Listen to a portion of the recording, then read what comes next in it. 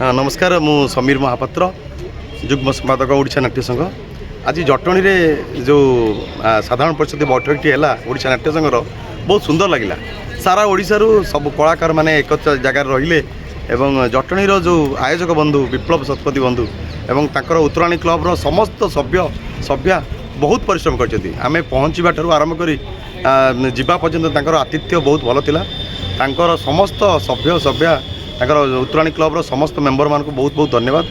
से माने बहुत चेष्टा करिसेंती एवं समस्त अतिथि मान को उपयुक्त सम्मान देइसेंती एवं समस्त कलाकार जो कलाकार माने बहुत दूर आसी जटणी रे साधारण परिषद बैठक रे योगदान कले समस्त को बहुत बहुत धन्यवाद।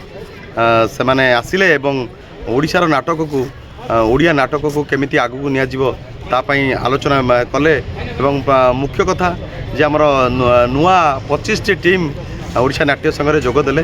से नूतन टीम मान को अशेष मु अभिनंदन जनाऊँगी एवं समस्ते मिसी आमे ओडिशा नाट्य संघ को आगु नवा ओडिया नाटक को आगु नवा। धन्यवाद।